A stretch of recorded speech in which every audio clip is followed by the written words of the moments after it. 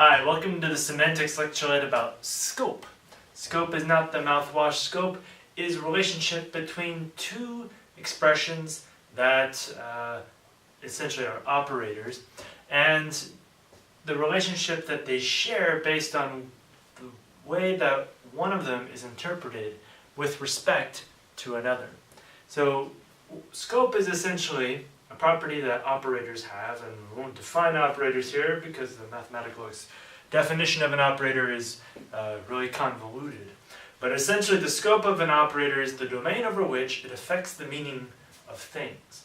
So if you look at 1, for instance, every dog scratched itself on the neck, and you compare it to 2, where it scratched every dog on the neck, then the pronoun it, or itself in the case of English, is interpreted with respect to every dog in 1, but not in 2. In 2 it's got to be some other dog, right, or some other thing.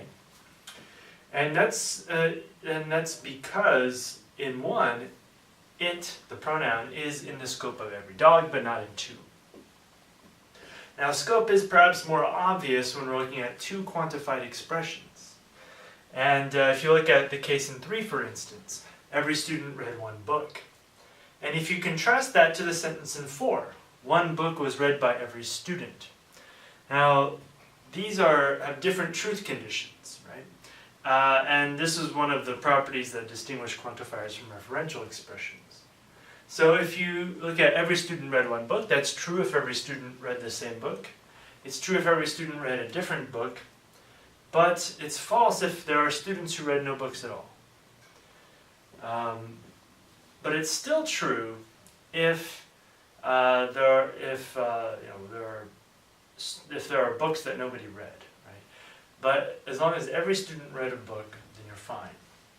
But if you contrast that to 1 book was read by every student, number 4, then that's true if every student read the same book. But it's false if every student read a different book. And so in that sense, we have a difference in truth conditions. These don't mean the same thing. And since all that happened that was relevant was the switching of the dominance relation between every student and 1 book, we can determine that there is a scope difference. And so when we say scope, essentially what we're saying is that some part of the expression is interpreted with respect, or is evaluated with respect to the, in this case, quantifier. So when we say every student read 1 book, then we go down the list of every student. Did they read a book? Did student 1 read a book, 2 read a book, 3 read a book? And so in that case, every student read a book. So if we have, let's say, 4 students, A, B, C, and D, and 4 books, let's say that A read the first book, B read the second book, C read all 4 books, and then D read book 3 and book 4. Well, in that case, the sentence is true. Every student read a book. The fact that some read more than 1 goes into the nature of what 1 means or what numerals mean, but we'll set that question aside. So we have 1, 2, right? Every student read a book. But the other sentence, 6, is not true. 1 book was read by every student. That's not true under this context because there's no book that was read by every student. And so since we have different contexts, we have different meanings, and since these meanings came from restructuring the sentence, we say it's a scope difference. And the way that it works is that, in essence, we say every student, and then we check every student. Did A read a book? Did B read a book? Did C read a book? Did D read a book? If we say 1 book was read by every student, now we evaluate it with respect to the book. We go through the books. Is there a book that every student read? And we say, no, there isn't. Right? So that would be false. And that's the intuitive nature of scope. Now, how can we tell if it doesn't have scope? Well, if we move things around and we don't get a difference, then we can say there is no scope in the thing that we've moved. So if we say in 7, every student read Tom Sawyer, and we change it to Tom Sawyer was read by every student, those sentences have the same truth conditions so they mean the same thing. And so at least one of these expressions is not scope bearing. Since every student we saw can interact with scope relations, we can conclude that it's Tom Sawyer, the referential expression, the name of the book, that is not scope bearing. And this is true pretty much for any referring expression. If it's of type E, it doesn't have scope. Now, when we have two things that have scope relations, we can talk about them in respect to each other. So, if we have two expressions A and B, and if A takes scope over B, then we say that A has wide scope with respect to B, and B has narrow scope with respect to A. And so, we can get, if we're talking about A, we would talk about a wide scope reading. If we're talking about B, we say there's a narrow scope reading. And this is especially the case when we're talking about things involving adverbial operators like negation. So a wide scope reading for a sentence with negation versus one which is a narrow scope reading. So, now for a lot of sentences, for a lot of sentences, the scope is pretty obvious. But for some sentences, seems like it can go either way. So if you look at sentence 8, 5 boys got into 2 cars. Then think about the following contexts. The first one, you have a room with 5 boys. Now they have to leave, but they can't all fit into a single car, so they'll take 2 cars. Okay, and that's the context, then the sentence is true. 5 boys got into 2 cars. But now imagine a different context. We have a building full of boys, and they all have to leave. There are enough cars for everyone, so long as you fit 4 to a car. But as it turns out, there were a couple cars that had 5 boys in it. So most of the cars had 4, but 2 of the cars had 5.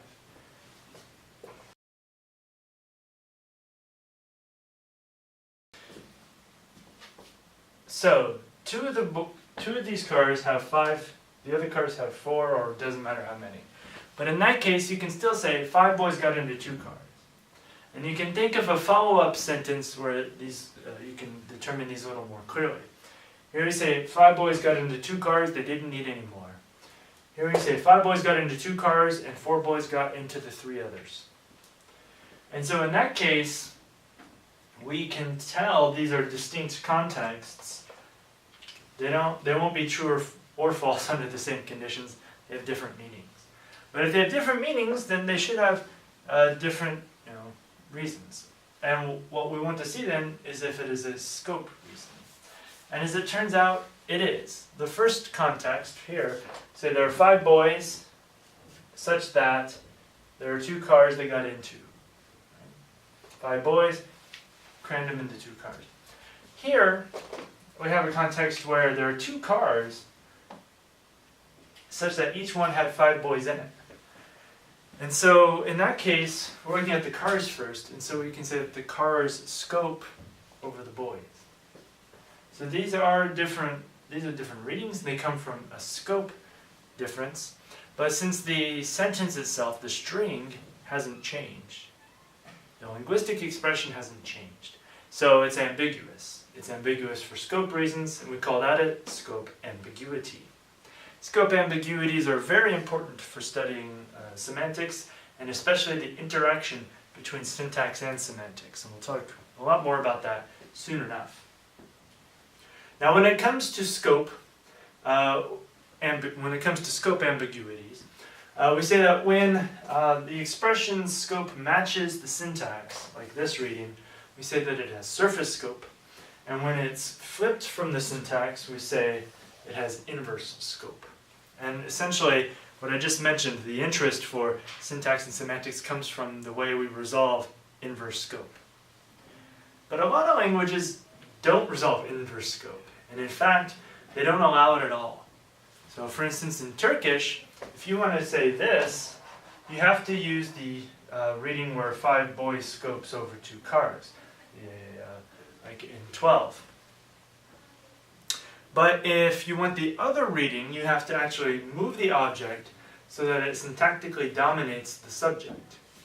So for this reading, you have to put the object first, or in this case, the indirect object. And in Turkish, that's easier to do because there's case marking. But what's important is that there's no real reason for that movement except to preserve the scope relation. So we seem to have this movement driven for scope purposes. And so descriptively, we call that a scope rigid phenomenon. And a language like Turkish would be scope rigid because you always get surface scope. And so another issue we'd want to ask is, how does a language, how does an account of inverse scope work in a way that we can link it to the way that certain languages don't allow it? And so we have all these issues going on with scope. Scope will allow us to understand a lot of different meanings and will help us understand more about how the semantics works and the syntax as well. But these are the basic properties about scope. Right? It's a relation between 2 items, and if this item exhibits scope, we say that it bears scope, or that it is scope bearing. So when you have 2 scope bearing items, then the meaning of the expression will change depending on which one dominates the other. And if that domination pattern matches the one in the overt syntax, we say it's surface scope, otherwise it's inverse scope. And if we're talking about the one that's dominant, we say it has wide scope. If we're talking about the one that's underneath, we call it narrow scope. And we say that the dominant one takes scope over the narrow one. And so a lot of different ways of talking about scope that we'll be using, and pretty straightforward way. And we'll be able to understand a lot of different phenomena by looking at it through the scope of scope.